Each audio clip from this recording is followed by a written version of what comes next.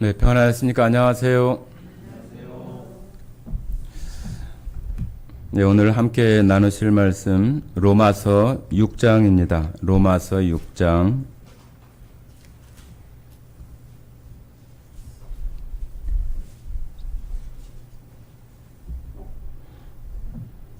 (6장) 1절부터 4절까지 신약성경 246쪽입니다. 1절부터 4절까지 같이 읽도록 하겠습니다. 그런즉 우리가 무슨 말을 하리요? 은혜를 더하게 하려고 죄에 거하겠느냐? 그럴 수 없느니라. 죄에 대하여 죽은 우리가 어찌 그 가운데 더 살리요? 무릇 그리스도 예수와 합하여 세례를 받은 우리는 그의 죽으심과 합하여 세례를 받은 줄을 알지 못하느냐? 그러므로 우리가 그의 죽으심과 합하여 세례를 받음으로 그와 함께 장사되었나니 이는 아버지의 영광으로 말미암아 그리스도를 죽은 자 가운데서 살리심과 같이 우리로 또한 새 생명 가운데서 행하게 하려 함이니라. 네, 오늘 성도님들과 함께 나누실 말씀은 감출 수 없는 기쁨이라고 하는 그런 주제를 가지고 말씀을 나누고 싶습니다. 감출 수 없는 기쁨. 제목이 뭐라고요? 감출 수 없는 기쁨. 우리가 살아가면서 감출 수 없는 게 있대요. 감출 수 없는 거. 우리가 재채기가 나거나 기침이 나는 거 그냥 내가 안 하려고 하기도 어렵잖아요. 그죠? 아무리 조용하게 해야 되고 또 아주 엄숙한 자리라고 해도 그런 재채기를 참을 수 있는 것은 굉장히 어려워요. 물론 수양을 한다거나 그러면은 참을 수도 있겠지만은 그거 어렵습니다. 그리고 여러분 혹시라도 그런 경험들이 있으실 텐데 우리가 웃는 거, 그죠?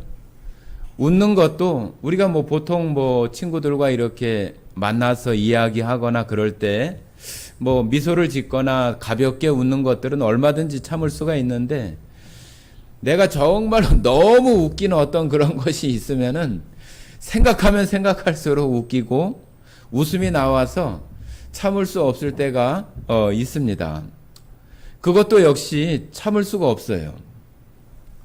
또 우리가 살아가면서 우리들 마음속에 근심이나 어려움들이 있으면은 어디로 나타나요? 예, 얼굴로 나타나요. 얼굴로 나타나서 벌써 얼굴 가운데 밝은 것보다는 어두움이 찾아오고 또 편안하기보다는 찌푸려져 있고 또 평안한가 싶으면은 불안해하고 그런 것들이 우리 표정으로 감출 수가 없어요. 그래서 오늘 감출 수 없는 이 기쁨이라고 하는 이 주제를 성도님들과 이렇게 나누게 되는 이유는 저희가 그 코로나 한 3년여 시간을 이렇게 지나오면서 저희들 안에도 하나님 말씀을 듣고 예수님을 그 마음의 구주로 구원받은 구주로 영접한 그런 일들이 저희 교회 안에도 몇 분이 이렇게 생겼어요. 그래서 그분들에게 우리가 구원받은 이후에 오늘 읽었던 말씀처럼 세례를 받게 되는데 저희는 침례교회이잖아요. 침례교회에서 그 세례하는 그 방식을 성경에 나와 있는 대로 우리는 침례식을 행하고 있어요. 그래서 이달 말주에 야외에 이렇게 나가서 그분들 그 침례를 하려고 합니다. 그런데 침례를 하는 게 중요한 것이 아니라 침례를 왜 해야 되고 침례를 하면은 무슨 일이 있고 침례를 하는 그 의미가 어디 있는지를 우리가 알지 못하고 침례를 받는다고 한다면은 그것은 아무 의미가 없어요.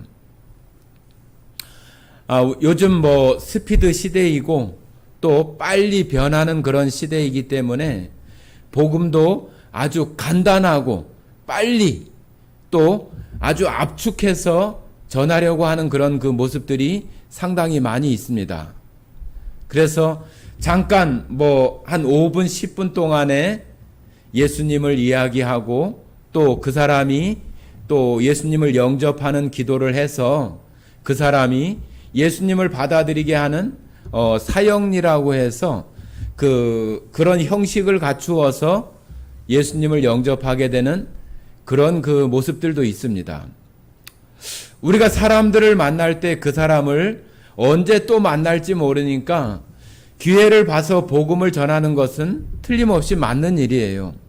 그러나 그런 것들이 어떤 정말 그래야 될 때가 있는데 그런 것이 아니라 그냥 평상시 시간이 충분히 있는데도 불구하고 속전속결로 어떤 것들을 이렇게 하려고 끝내버리려고 하는 그런 마음들, 또 사람들이 시간을 오랜 시간 이렇게 내지 못하고 빨리 어떤 그 결과를 듣고 싶어 하는 그런 마음 속에서 예수님의 그 복음을 그냥 이렇게 전해 주어서 그들로 하여금 이렇게 들을 수 있게 해주는 것으로 그쳐지게 되는 경우들이 간혹 이렇게 발생을 합니다. 그러면은 그 사람이 정말로 그 마음 속에 그 예수님을 구주로 영접하는 그러한 일들이 있을 수 있겠지만은 그렇지 못할 경우가 너무 많이 생기는 거예요. 그래서 조금 이렇게 지내다가 자기의 어떤 그 마음이나 자기의 어떤 생각했던 교회나 또 신앙의 어떤 모습들이 너무나 이렇게 다르게 흘러가면은 교회를 떠나버리거나 하나님을 떠나버리거나 신앙을 그냥 아무것도 아닌 것처럼 이렇게 여겨버리면서 살아가는 모습들이 너무나 많은 거예요. 그러다가 우리가 이 침례나 이 세례라고 하는 것도 그냥 해야 되니까, 내가 교회를 다니니까, 내가 예수님을 믿으니까 내가 세례를, 침례를 받아야지 하고 그냥 해야 되니까 어떤 의무감이나 그런 마음으로 우리가 침례를 받게 되는 경우들도 잘못하면 그런 받게 되는 경우들이 생길 수 있어요. 그런 것들이 생기면은 그 침례를 뭐 10번 받고 또 많은 횟수를 받는다고 할지라도 그 의미와 그 침례를 받는 것에 대한 왜 내가 이 지금 침례를 받고 있는 것인지에 대한 것을 인식하지 못하면은 그것을 아무리 많이 받는다고 해도 그 사람 마음 가운데 그 의미의 전달이 되어질 수 없는 거예요.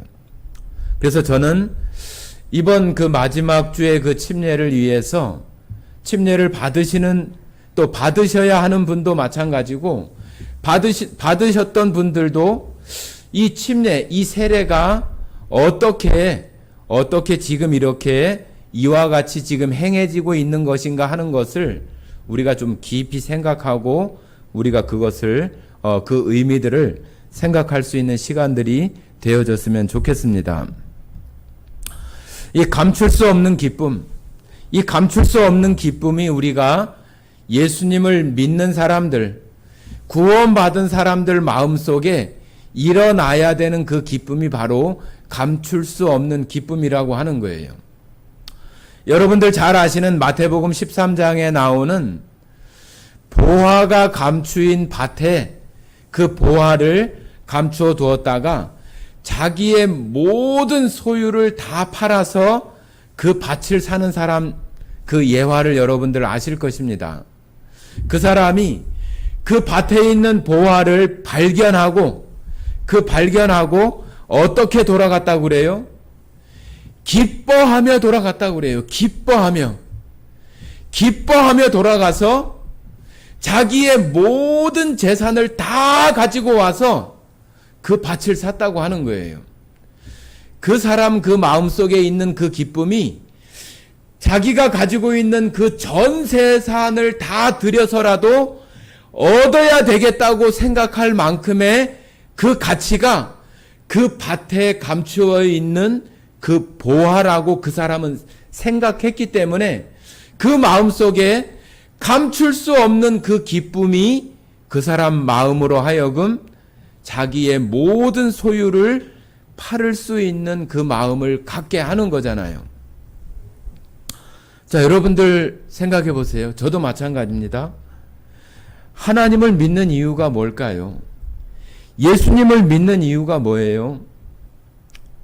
여러분들 스스로에게 한번 질문해 보세요. 내가 예수님을 왜 믿지? 교회를 내가 왜 다니고 일요일이 되면은 내가 왜 이렇게 예배의 자리에 나와 있고 찬송을 부르고 또 우리의 그 마음속에서 헌금을 한다든지 11조를 한다든지 봉사를 한다든지 그러는 이유가 정말로 나에게 무슨 이유 때문에 내가 그러고 있는가?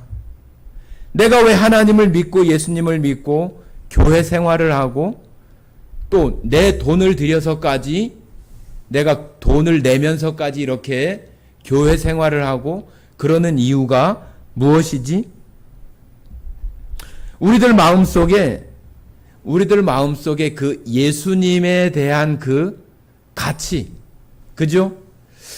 기쁨으로 돌아가서 자기의 모든 소유를 팔아서 그 밭을 사는 것처럼 우리가 예수님을 믿고 하나님을 믿고 교회 생활을 하고 예배를 드리고 다른 사람들 다 들로 산으로 시원한 데 찾아서 놀러 가고 그러는 때에 지금 이 시간에 나와서 내가 하나님을 예배하고 기도하고 찬양 드리고 또 내가 마음을 다해서 헌금을 드리거나 하는 그 이유가 내 마음속에 어떤 기쁨이 있길래 내가 그러한 행동들을 그런 생활들을 하고 있는가 하는 것이죠. 그것은 내가 교회 나오니까 내가 마음이 편하다. 내가 교회 나오면은 마음이 편안하고 좋아. 내 마음이 힐링이 되는 것 같고 그러는 것 같아서 우리가 교회를 나오고 우리가 하나님께 예배하고 그러는 것일까요? 그러는 거 아닐 거예요. 그죠? 우리가 이 시간 하나님 앞에 예배하는 그 이유는 하나님께서 나를 사랑하셔서 이 땅에 예수님을 보내주시고 그 예수님이 십자가에 달리셔서 나를 대신해서 내 죄에 대한 그 불법에 대한 그 죄값을 예수님이 대신 갚아주신 그 은혜를 내가 알고 믿고 그 은혜가 너무나 감사하고 크기 때문에 내가 이 시간 그 예수님을 감사하는 마음으로 예배하고 또 하나님을 섬기는 그런 생활들을 우리가 하고 있는 거잖아요. 그거 맞죠? 여러분들 단순히 이 시간 나와서 찬송 소리 듣고 그러면은 내 기분이 편안해지고 내 마음이 힐링이 돼서 이 시간 나와 있는 거 아니잖아요. 그죠?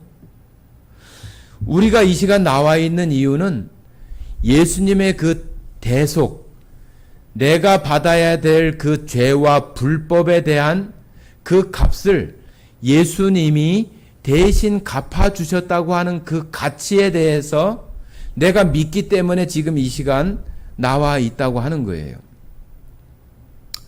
사람들이 그렇지 않은 사람들도 굉장히 많아요. 교회에 나와서 내가 이 교회에 나오면은 사람들도 많으니까 내가 이런 장사, 내가 슈퍼를 하고 또 마트를 하고 아니면은 내가 이런 사업을 하니까 내가 사람들을 많이 만나면은 내가 이 사람들하고 어울리면서 내 사업이 번창하고 그럴 수 있겠다. 그런 이유나 목적을 가지고 교회 생활을 하는 사람들도 간혹 있어요. 특별히 아주 큰 대형 교회를 나가고 그러는 사람들 중에 정치인들 있잖아요. 그죠? 정치하는 사람들. 그 사람들은 거기 나가야 많은 사람들한테 자기를 알리고 투표할 때 한 표라도 더 자기를 찍어줄 수 있는 사람들을 만들기 위해서 그 교회를 나가는 거예요. 그러니까 그 교회 나가는 이유는 그 한 사람 한 사람이 다 한 표 한 표예요. 아, 저 사람도 내 표. 아, 이 사람도 내 표. 아, 내가 이번에 또 나가면은 저 사람들은 다 나를 찍어줄 사람들이야.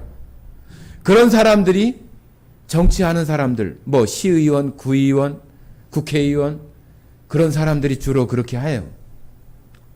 여러분들 마음속에 내가 교회를 나가는 그런 이유나 목적이 나의 유익이나 나의 이익을 위해서 내가 교회를 나가고 예배에 참석한다고 한다면은 그 사람은 너무 불쌍한 사람이에요. 하나님에 대해서 너무 알지 못하는 것이고, 교회가 해야 되는 그 일, 교회가 있는 목적, 그런 것에 대해서 생각하지 않고 자기의 이익이나 자기의 유익을 위해서만 그것을 이용하고 사용하는 것밖에 되어지지 못하는 거예요. 그 사람이 그렇게 해서 살아가는 날 동안에 그것을 잘 이용하고 잘 활용해서 돈도 많이 벌고 또 자기가 정치적으로 계속해서 당선이 되고 잘 될 수도 있어요. 그러나 그가 영원히 계속해서 자기의 삶을 살아갈 수 있는 것은 이 세상에 살아가는 사람은 아무도 없어요. 나이가 들고 또 점점 우리 몸이 계속 활동하고 사용하다 보면은 기계도 망가지고 녹이 슬고 그러는 것처럼 우리 몸도 쇠약해지고 병들게 되고 노후가 되고 퇴행이 되어져요. 맞아요? 그렇게 되어집니다. 안 아프던 허리도 아프고 안 아프던 무릎도 아프고 우리가 점점 그렇게 되어져서 그 사람이 아무리 유익하게 교회를 이용하고 하나님을 이용했다고 할지라도 그가 예수님의 그 대속의 그 은혜를 알지 못하면은 그 사람의 그 결과는 뭐예요? 영원한 저주와 영원한 심판에 그 사람이 갈 수밖에 없는 그 위치에 놓인다고 하는 거예요. 우리가 이 세상 살아가면서 그런 결과를 맞이하고 싶은 사람이 아무도 없어요. 오늘 여기 모인 우리 성도들 마음속에도 그런 마음 없어요. 예수님의 그 은혜와 내가 예수님을 믿는 사람이고 그 은혜가 감사하기 때문에 이 자리에 다 나와 있는 거예요. 특별히 말씀을 전해 들은 지 얼마 되지 않고 예수님을 구주로 영접한 지가 얼마 되지 않은 사람들이 우리가 처음에 예수님을 믿었을 때 정말로 우리들 마음속에 누구도 감출 수 없는 그 나타나는 현상이 있어요. 그 현상이 뭐냐 하면은 성경을 읽는다는 거예요. 성경을 읽는다는 거. 성경을 읽는다는 거예요. 내가 누군가를 통해서 들었던 그 말씀을 확인하고 싶고 또 그런 것들을 자세하게 알고 싶은 그런 마음이 들어서 성경을 읽는 마음이 예수님이 나의 구주라고 하는 것을 그 말씀을 들은 사람은 성경을 읽는 그러한 것이 그 전에는 성경을 읽거나 그런 마음이 전혀 없었는데 예수님이 내 죄값을 갚아주신 그 십자가 사건의 이야기를 들은 사람은 성경을 읽게 되는 변화가 생겨요. 그리고 또 한 가지가 뭐냐 하면은 오늘처럼 이런 주일 일요일에 교회를 나오는 거예요. 교회를 나오는 거. 이 두 가지가 처음 하나님의 말씀을 받았을 때, 들었을 때 그 사람 가운데 나타나는 가장 그 근본적인 변화예요, 변화. 저도 마찬가지였어요.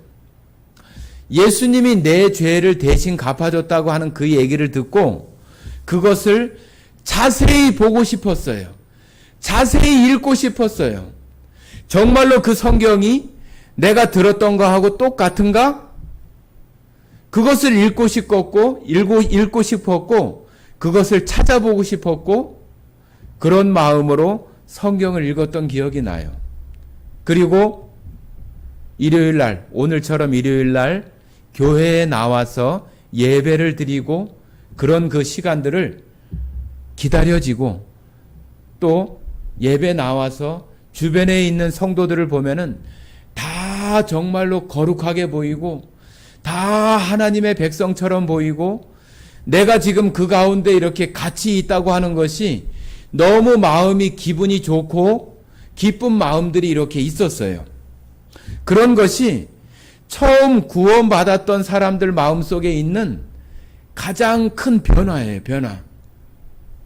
그러다가 이제 조금 시간이 지나가면 어떻게 되어져요? 그 사람 마음속에 내가 구원받았다고 하는 그런 기쁨이 있는가 하면은 우리가 일상생활을 하면서 여전히 내가 직장도 다니고 학교도 다니고 나에게 맡겨진 그 삶의 시간들을 살아가면서 반드시 어떤 일이 일어나냐면은 어려움도 발생을 하고 질병도 만나게 되고 어떤 사건이나 사고들을 만나게 돼 있어요. 그러면서 그 사람 마음속에 생각이 이제 좀 바뀌기 시작을 해요. 이상하다. 구원받은 사람들은 하나님이 돌보시고 왜 하나님을 믿는데 나한테 이런 고통이 찾아오고 이런 어려움들이 있고 질병이 생기고 이런 일들이 있지? 그러면서 그 사람 마음속에 혼란한 마음들도 생기고 또 교회 생활을 하는 그런 주변의 성도들이 처음에는 다 거룩하고 다 이뻐 보이고 다 그런 마음이었는데 지내면서 보니까 그런 것들이 점점 이렇게 그 마음들에서 이렇게 변화가 생겨요. 변화가 생기면서 저 집사님도 또 저 성도님도 뭐 별반 차이가 없네. 뭐 특별하질 않네. 그런 마음들이 이 마음속에 찾아오기 시작을 합니다. 우리가 처음 예수님의 말씀을 접했을 때는 우리가 구원받았다고 하는 그 사실이 내가 뭐 큰 대단한 어떤 변화나 큰 달라진 어떤 사람처럼 이렇게 여겨질 때가 있어요. 내가 막 하나님의 말씀처럼 살려고 하고 죄도 안 지을 것 같고 막 그런 마음들이 생겨나요.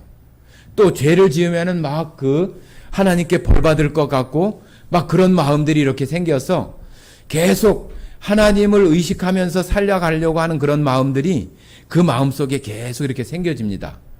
어느 기간 동안. 그러다가 그것이 깨어지는 때가 생겨요. 말씀드린 것처럼 그 마음속에 생각했던 것과 다른 어떤 그 마음, 자기가 예수님을 영접하면은 이럴 것이다, 저럴 것이다 생각했던 것과 다른 상반되는 그런 그 현상들이 보여지면은 그 사람 마음속에 이제 구원받은 사람들 마음속에 두 가지의 어떤 그 마음들이 생깁니다. 어떤 사람은 교회를 떠나버리는 사람이 생기고 어떤 사람은 그 예수님을 더 붙드는 사람이 이렇게 생겨나요. 지금 우리가 이 침례를 받게 되는 그 이유는 내가 예수님을 영접한 이후에 바로 이렇게 침례를 받는 것도 물론 좋지만 그 시간이 조금 이렇게 우리가 의도한 거는 아니지만은 2, 3년 정도의 어떤 이런 시간, 또 몇 개월, 1년의 어떤 시간이 지난 다음에 침례를 받는 거 참 의미 있다고 생각을 합니다. 왜 그러냐 하면은 지금 그 마음 속에 지금 그런 마음들이 생길 때예요. 구원 받았는데 뭐 별다를 게 없네. 뭐 구원 받은 사람이나 안 받은 사람이나 뭐 다른 게 없네. 그런 마음들이 이렇게 생겨지기 시작하는 그런 마음들이 있기 때문이에요. 이 침례를 받는 그 이유는 바로 그럴 때 우리가 침례를 통해서 그 사람에 대한 그 신앙을 더 확신을 시켜주고 그가 예수님을 더 붙들 수 있게 하는 그 이유를 그 침례식을 통해서 갖게 할 수 있는 것이 바로 그 세례, 침례식이라고 하는 거예요. 제가 지금 침례에 대한 그런 말씀을 다음 주하고 그 다음 주까지 3번에 걸쳐서 말씀을 드릴 거예요. 여러분들, 왜 우리가 세례나 침례를 받는가요?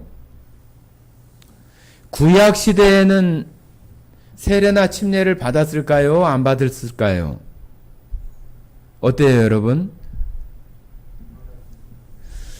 옛날 구약 때 구약 그 모세를 통해서 기록하기 시작했던 그 구약 시대에는 세례나 침례나 그런 것은 없습니다. 어떤 의미가 있냐 하면은 그 성막 안에서의 그 기구들이나 또 하나님 앞에 제사를 드리는 그런 방법들 속에 그 성막 안에 번제단이 처음에 있고 그 다음에 성막을 들어가기 전에 물두멍이라고 하는 것이 있어요. 그 물두멍을 통해서 거기에 들어가는 제사장이나 성소에 들어가는 제사장이나 대제사장들이 물두멍에서 하나님 앞에 자기를 또 자기의 어떤 의복 또 기구들을 정결케 하기 위해서 자기 몸을 깨끗하게 씻고 거기 성소에 들어가기 전에 손발을 깨끗이 씻는 정결 예식을 행하는 그러한 일들이 구약 시대에는 그 성막 안에서 있어졌어요. 자, 그러면은 지금 교회나 또 교회에서 이루어지는 이 세례나 침례의 어떤 그 방법들이 언제 이런 것이 생겨났느냐 그런 것을 우리가 생각을 해보면은 성경에 보면은 신약 시대에 그 침례 요한이라고 하는 사람이 요단강에서 침례를 베푸는 그 이야기로 신약 성경이 기록이 되잖아요. 그러면은 침례 요한이 그 침례식을 만들어냈어요? 이상하잖아요. 그죠? 그러면 이 침례 요한은 이 침례를 어디서 배웠지? 어떻게 알았지? 왜 요단강에서 그 많은 사람들에게 침례를 주고 그런 일들을 이상하네. 요한은 어떻게 그것을 하나님 그 구약 말씀에 그것도 있지도 않은데 왜 이런 것들을 했을까? 여러분들 그런 생각 안 해보셨어요? 우리가 받는 이 침례라고 하는 것, 이 세례라고 하는 것은 여러분들 생각할 때 어떤 의미가 있는 것 같아요? 우리가 사람들 얘기할 때 그러잖아요. 물 건너갔다 그러잖아요. 물 건너갔다. 내가 저 사람을 붙잡거나 아니면은 내가 무엇을 하자고 이렇게 요청할 때 그 사람이 거절하고 또 반대하고 그러면은 몇 번 찾아가서 이렇게 청하고 얘기하지만은 더 이상 안 달 때 우리가 하는 말이 그런 거예요. 아유, 저 사람은 물 건너갔어. 이제 안 돼. 더 이상 아무리 설득해도 안 돼. 그럴 때 물 건너갔다는 표현을 해요. 그죠? 여러분들 우리나라 그 고려 말에 이성계 아시죠? 그죠? 이성계 장군. 이성계라고 하는 사람이 조선을 건국할 때에 저 신의주를 지나서 압록강 그 강의 그 중간에 위화도라고 하는 그 섬이 있어요. 작은 섬인데 그때 당시에 왕의 명령을 받고 저 요동 땅에 그 오랑캐, 그죠? 그 당시로는 오랑캐죠. 그 오랑캐를 정벌하러 가야 되는 그 명령을 받고 이성계하고 그 많은 군사를 이끌고 그 신의주 압록강을 건너서 가려고 하는 거예요. 그때 이성계가 위화도에서 회군을 한다 그러잖아요. 회군. 군사를 저 요동 땅으로 가는 게 아니라 군사들을 돌려서 군사들을 우회해가지고 다시 개경으로, 개성으로 군대를 이끌고 들어오는 거예요. 그래서 궁궐을 정복하고 자기가 조선을 세우는 그 일을 하는 것이 바로 위화도 회군이라고 하는 거예요. 그리고 여러분들 그 로마 역사에 보면은 루비콘 강을 건넜다고 이렇게 표현하는 거 있어요. 그 우리가 얘기하는 그 로마의 그 공화정을 없애고 이제 그 황제의 그런 그 제도를 시작하게 되는 율리우스 시저, 가이사라고도 하고 시저라고도 하는 그 사람이 원래 루비콘 강을 건너면은 로마 군대가 들어올 때는 이제 왕이 사는 그 궁궐 쪽으로 오기 때문에 무장을 다 해제하고 그러고 이렇게 들어오는데 그 율리우스 시저가 루비콘 강을 건너면서 무장을 그냥 한 채로 루비콘 강을 건너서 이렇게 들어와요.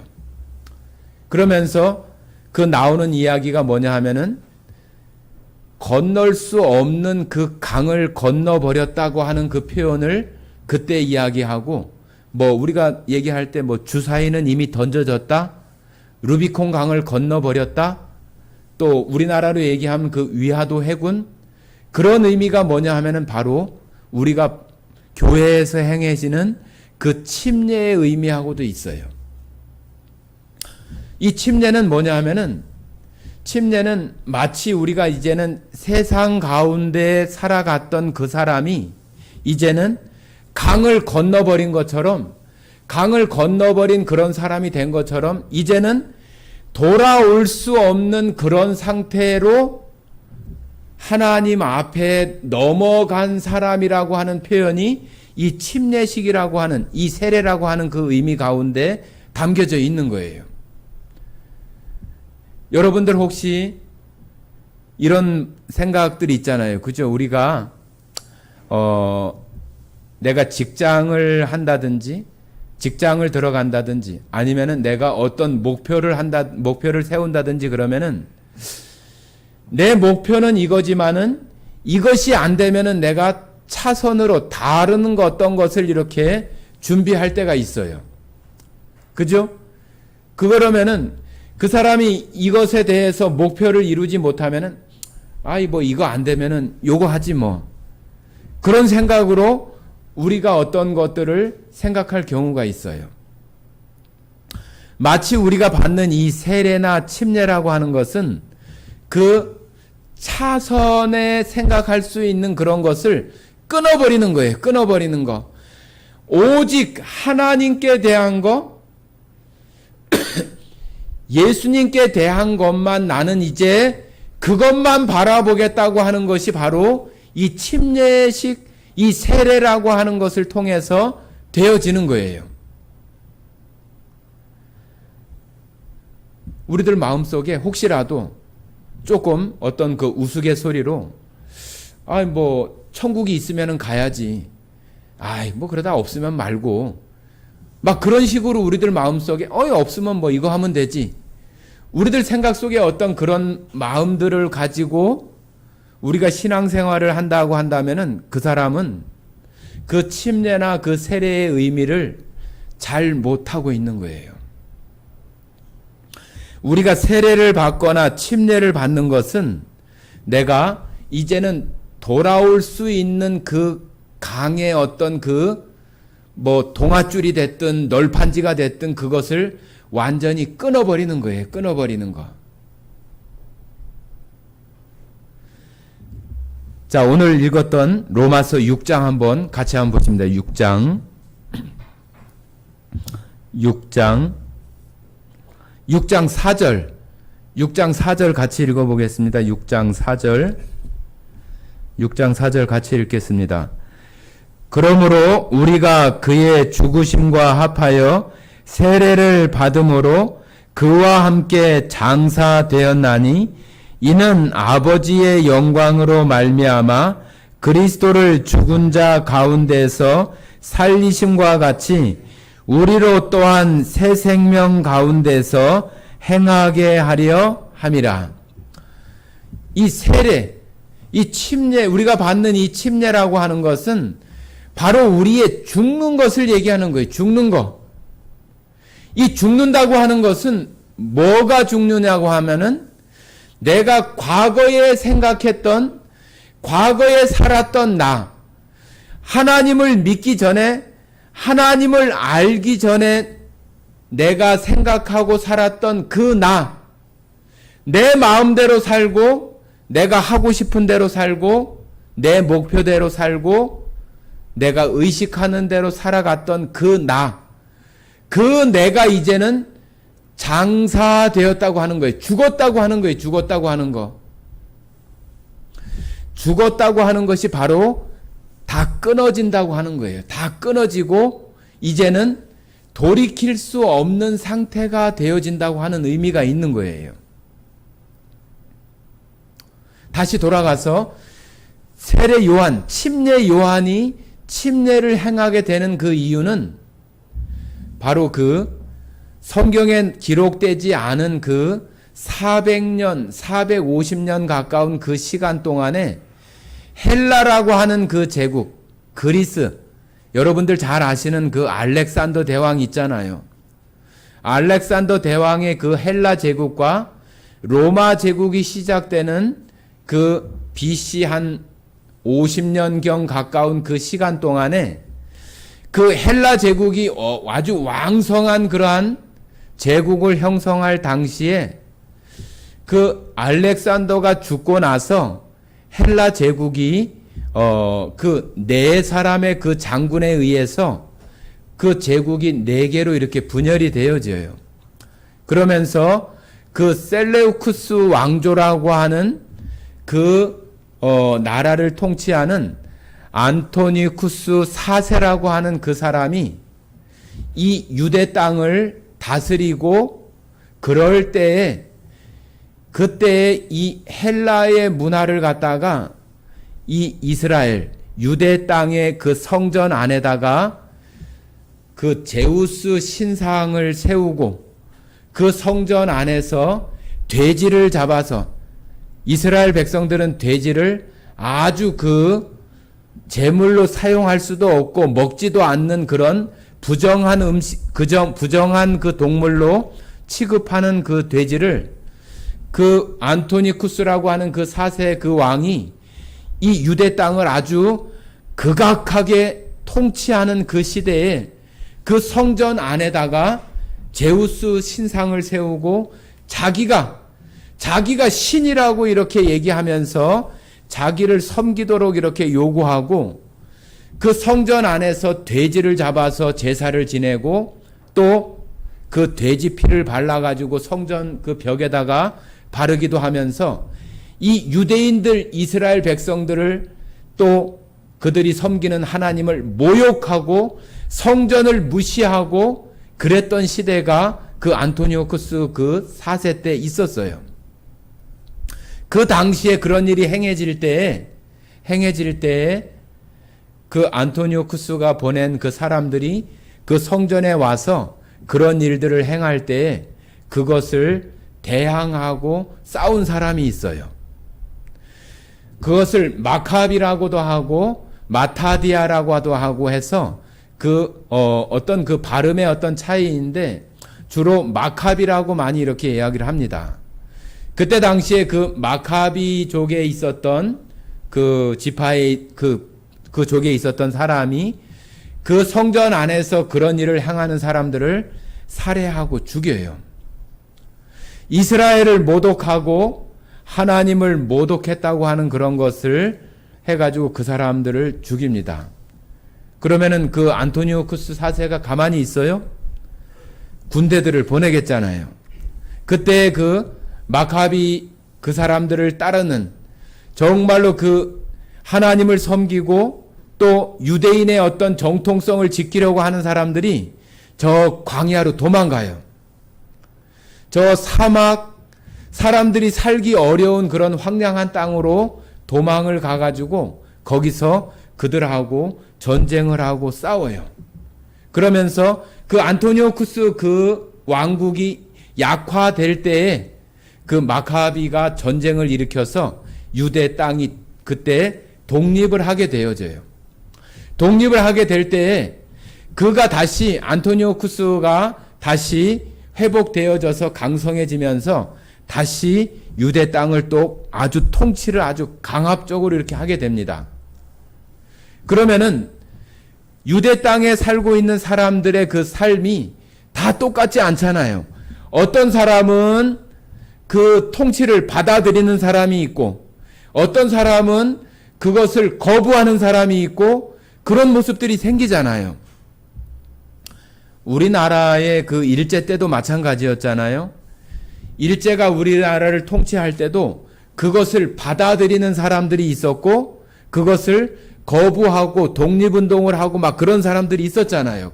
그런 것처럼 그 유대 땅에도 그런 것들을 받아들이고 그런 것들을 이용해서 자기의 어떤 부를 축적하고 자기의 어떤 권세를 쌓아가고 그러는 사람이 있는가 하면은 그 중간에서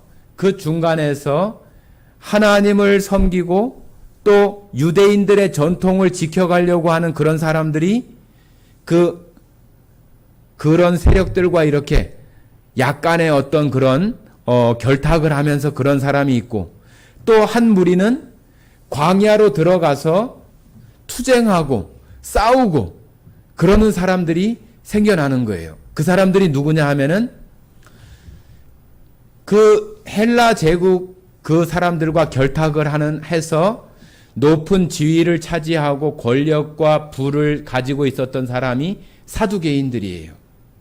그리고 중간에서 종교적으로 하나님을 섬기고 또 율법으로 백성들을 유대의 전통으로 이렇게 가르치려고 했었던 사람이 바리새인들이에요.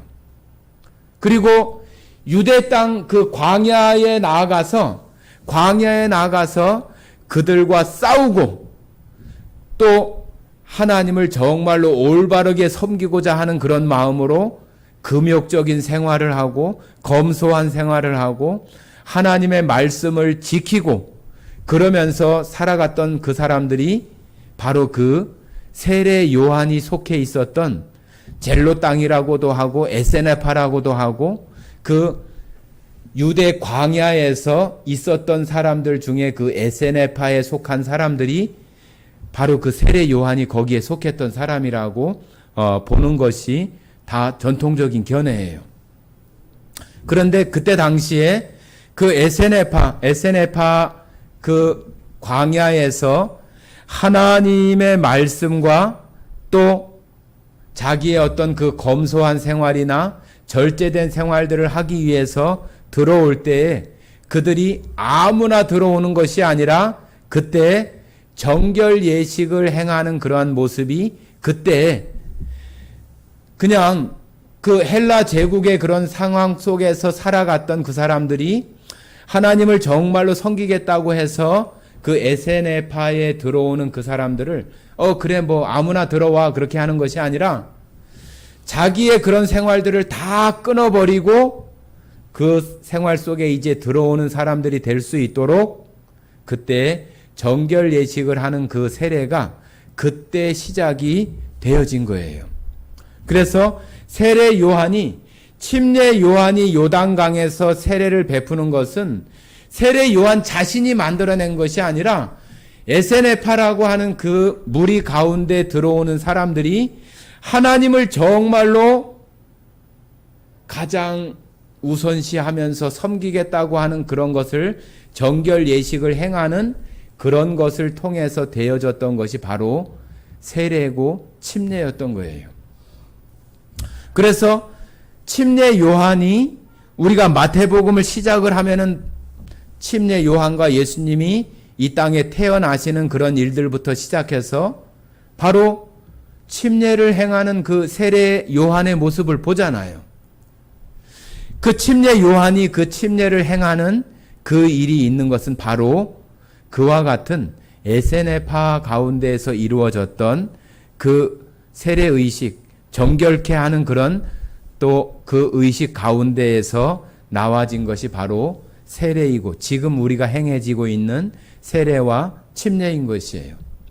그래서 이 침례가 그때 당시에 이 세례, 이 정결케 되는 이런 것은 그냥 너 그래? 너 다 들어와. 아무나 와서 이렇게 해. 그런 것이 세례가 아니라고 하는 거예요.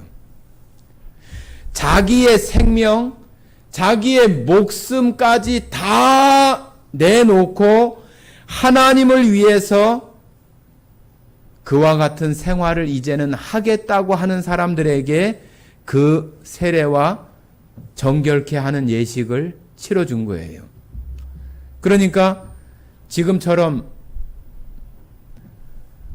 너무나 가볍게 아니면은 어떤 그 습관화된 어떤 형식처럼 그런 모습 가운데 어떤 이 침례나 세례가 이루어진다고 한다면은 이것이 아무런 어떤 의미도 없고 그냥 일상처럼 행해지는 어떤 그런 습관, 형식, 그러한 것에 지나지 않는 거예요.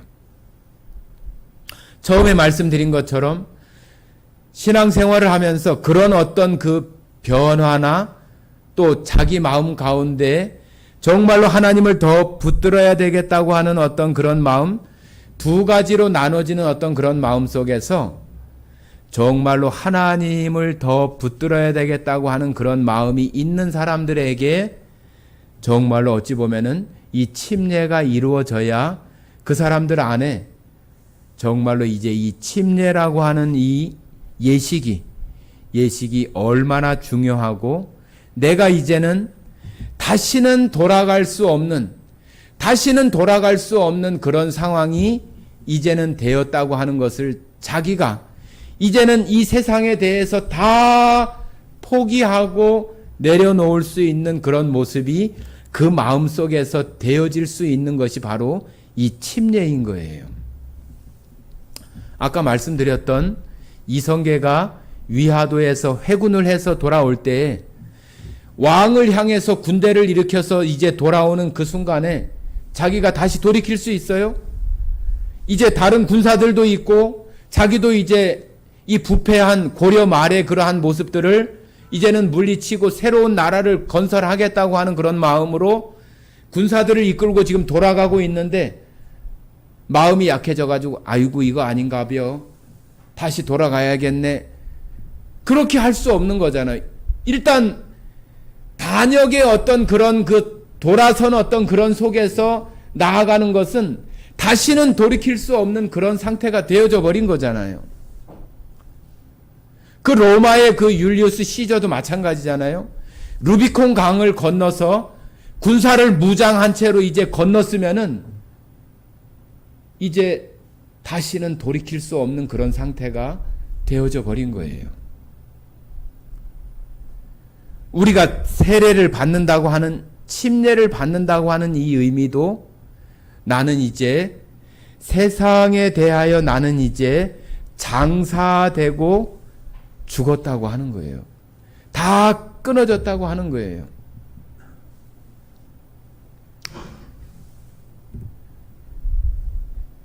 여러분들이 지금까지 침례를 받으시고 지금까지 생활하셨을 텐데 침례에 대한 의미들을 다른 어떤 그 각도로 다른 어떤 모습으로 들으셨을 수도 있지만은 이 침례라고 하는 것이 내가 정말로 그런 마음으로 이 침례를 지금 받고 내가 지금 교회 안에 생활하고 있는가? 우리가 또 침례를 받는 그런 입장에서는 내가 지금 그런 준비가 되어져 있는가? 내가 하나님을 섬기는 거하고 세상에서 살아가는 어떤 안락함이나 내가 하고 싶은 거, 즐기고 싶은 거, 그런 것들에 대해서 아유 내가 이것도 못 놓겠고 이것도 못 놓겠고 아이고 이거 어떻게 하지 못하고 있는 그런 상태라면은 이 침례식에 대한 이런 그 의미들을 올바르게 듣고 내가 그 가운데에서 정말로 내가 어느 한편을 내가 지금 선택하고 포기할 수 있는 그런 부분들이 이 침례 예식을 통해서 이루어져야 되는 것이 바로 이 침례식이라고 하는 거예요. 그것이 되어지지 못하면은 우리는 이 침례식을 그냥 하나의 형식적인 것이 되어지고 마는 것입니다. 자, 로마서 우리 보셨으니까 로마서 8장 보시겠습니다. 로마서 8장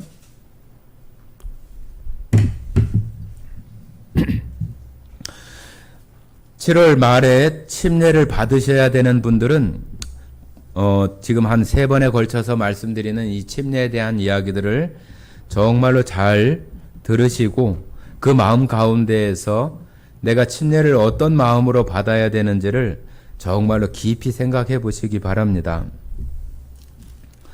9장 12절부터 17절까지 같이 읽어보겠습니다.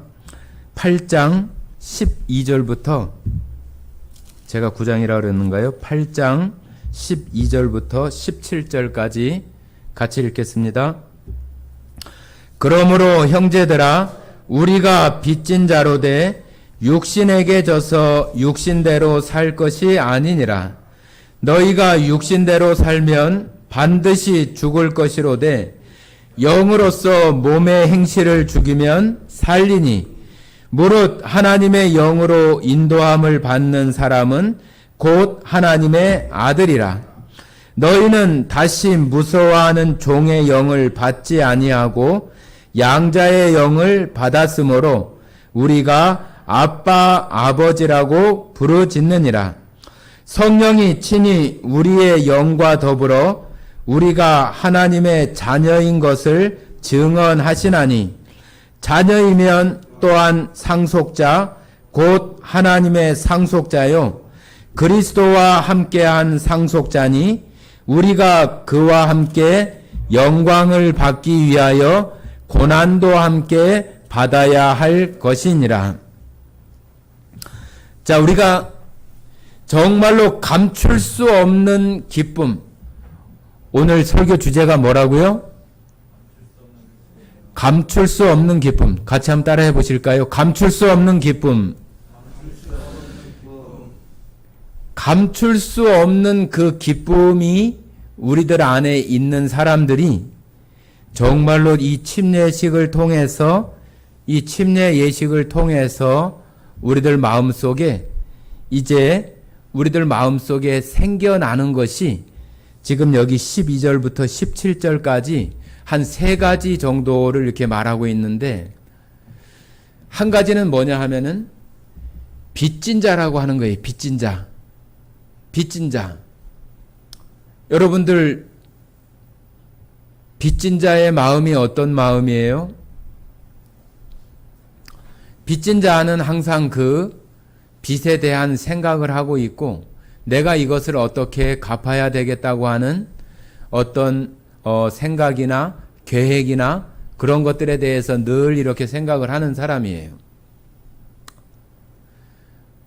아까 말씀드렸던 마태복음에 나오는 그 1만 달란트 빚진 자를 탕감해 준 이야기가 나오잖아요.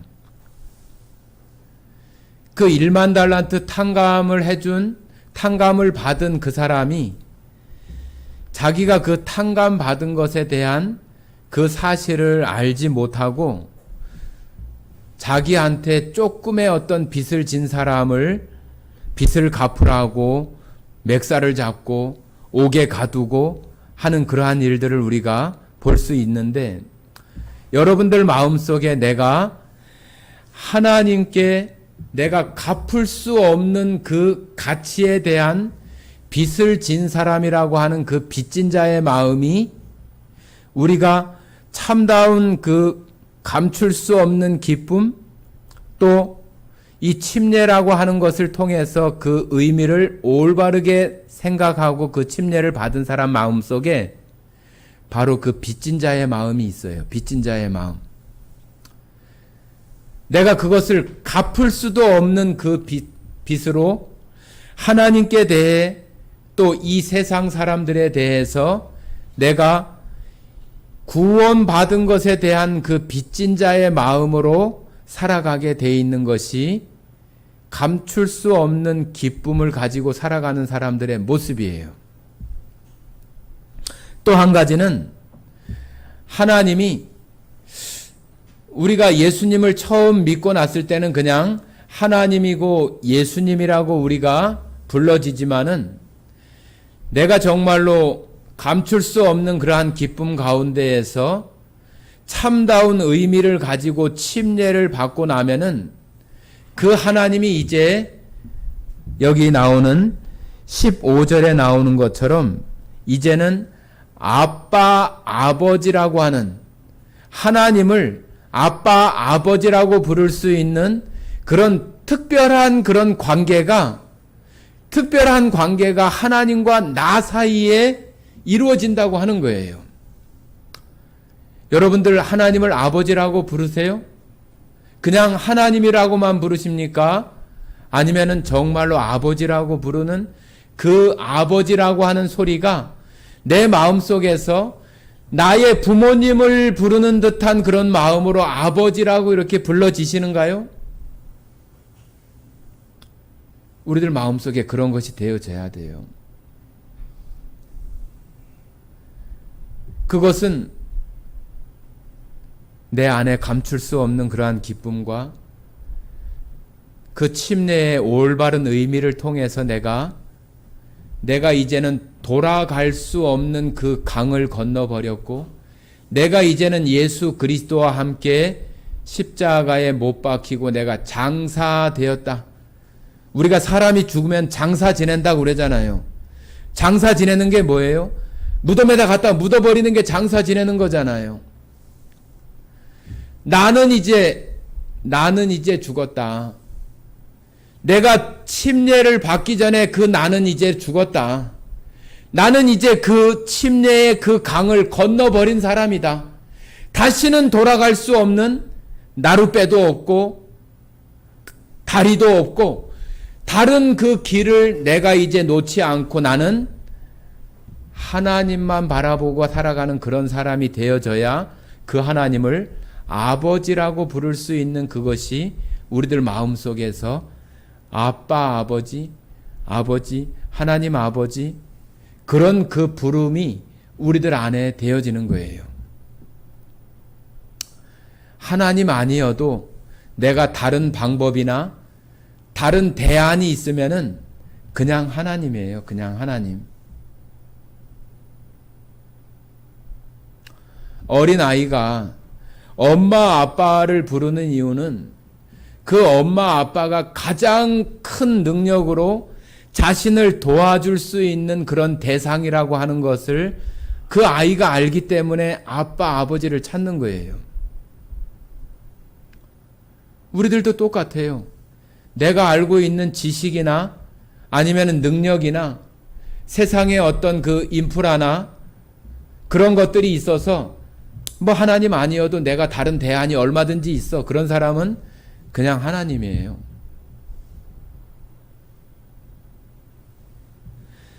우리들 마음속에, 여러분들 마음속에 정말로 그 하나님이 이제 나의 아빠, 아버지가 되어지는 그런 호칭의 변화와 관계의 그러한 변화가 여러분 안에 되어져야 하는 거예요. 그리고 또 한 가지는 그 마지막 부분에 나오는 내가 그리스도와 함께한 상속자라고 하는 거예요. 상속자. 뭐 저도 마찬가지지만은 저희 부모님들이 그렇게 부유하신 분이 아니어서 뭐 상속받을 그런 것은 없지만은 이 세상 가운데 그 아버지가 부자여서 자기는 태어날 때부터 금수저가 되고 다이아몬드 수저가 되고 그런 사람들이 얼마나 많아요. 부모님의 재산이나 능력을 상속받아서 저절로 된 사람들 많잖아요. 그런데 하나님이 이 우주 만물을 창조하신 분이고 그의 아들이 예수님이신데 내가 바로 예수 그리스도와 함께하는 상속자가 되었다고 하는 것이 내가 세상을 향해서 다른 대안을 갖지 못하는 그런 상태에서 내게 보여지는 그리스도와 함께한 상속자라고 하는 이 사실이 지금 여기 나오는 이 말씀들이 진리이고 사실이잖아요. 우리가 성경을 펼쳐서 이 말씀을 읽는 이유는 뭐예요? 하나님께서 우리에게 해주시는 약속이고 분명한 선포이고 확실한 우리에게 하시는 언약이잖아요. 네가 그리스도와 함께한 상속자다. 여러분이 저 현대나 우리나라에서는 삼성이나 그런 가정에 태어났다면은 자동적으로 그 재산을 상속받을 수 있는 상속자가 되는 거잖아요. 우리가 예수님을 영접하고 예수님을 구주로 우리가 마음속에 믿었다고 하는 것은 요한복음 1장에 말하고 있는 것처럼 영접하는 자, 곧 그 이름을 믿는 자들에게는 하나님의 자녀가 되는 권한을 준다는 얘기예요. 권세.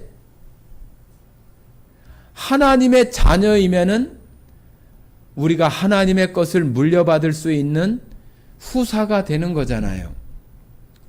그게 바로 17절에 말하고 있는 그리스도와 함께한 유산을 받을 수 있는 후사다라고 하는 거예요. 이것이 바로 우리들에게 감출 수 없는 기쁨이 되는 이유가 되고 내가 이 땅에 살아가면서도 세상에 어떤 다른 대안을 찾지 않아도 얼마든지 기쁠 수 있고 얼마든지 내 마음속에 만족감을 가질 수 있는 것이 있기 때문에 감출 수 없는 기쁨의 마음들이 그 마음속에 일어나게 되는 거예요. 저는 여러분들이 예수님의 그 대속의 은혜로 말미암아서 신앙생활을 하면서 이런 침례의 참다운 의미를 통해서 여러분들이 침례를 받고 그 침례를 통해서 나는 이제 세상을 대하여 다른 대안을 찾을 수 없는 세상을 향한 모든 것들을 다 장사해 버리는 그런 의미로 여러분들이 이 침례를 받으실 수 있는 그런 분들이 다 되어져서 정말로 날마다 살아가며 감출 수 없는 이 기쁨 가운데에서 살아가는 모든 성도들이 되기를 저는 원하는 거예요. 저도 그러한 기쁨 가운데 살아가면서 지금 이렇게 지내고 있는 거잖아요. 저는 세상에서 뭐 이런 거 좋고 저런 거 좋아 보이고 그런 거 많이 있어요. 그러나 그런 거 하는 거 이제 다 저 마음 안에서 다 끝났어요. 다 포기했어요. 돈 버는 거 다 포기했어요. 뭐 하고 싶은 어떤 다른 욕구 그런 거 없어요. 저는 저에게 이렇게 속해 있는 예수 사랑 교회라고 하는 이 성도들이 정말로 하나님 은혜 때문에 감출 수 없는 그런 기쁨으로 살아갈 수 있는 그런 사람들이 될 수 있도록 하나님의 그 마음을 성경을 통해서 깨닫고 느끼고 한 것을 여러분들에게 알려주고 그러는 것이 나에게 가장 큰 일이라고 저는 생각을 하면서 살아가는 사람이에요.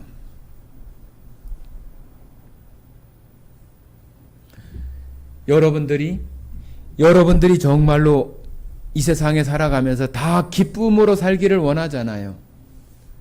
세상에 있는 것은 영원하지도 않잖아요.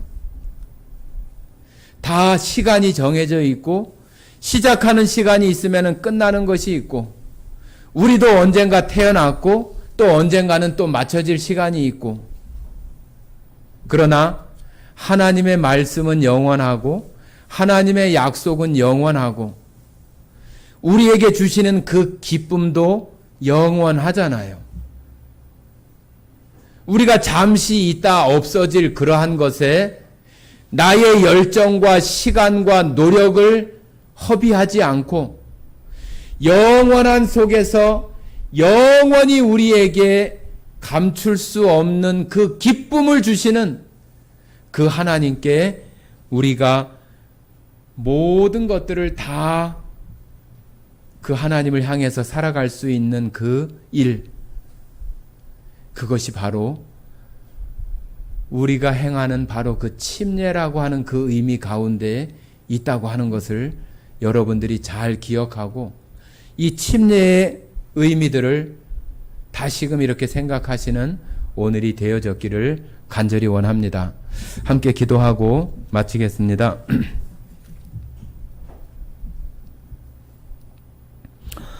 사랑 많으신 아버지 하나님 감사드립니다.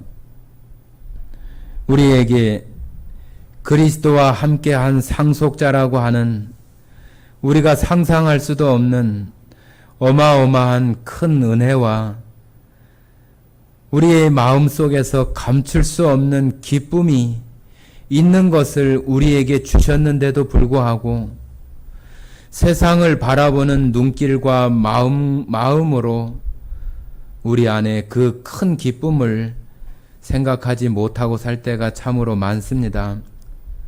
하나님 아버지, 여기 머리 숙인 모든 자들 마음속에 오늘 우리에게 들려주신 그 침례, 세례라고 하는 그 예식에 대한 그 말씀들, 그 의미들을 다시 한번 의미심장하게 받게 하시고 내가 정말로 이제 침례를 받는다고 한다면 그런 의미들 가운데 하나가 되어져서 그 일들이 있게 해야 되겠다고 하는 그 다짐이나 마음들이 침례를 받고자 하는 성도들 마음속에 다 일어날 수 있도록 인도해 주시기를 원합니다.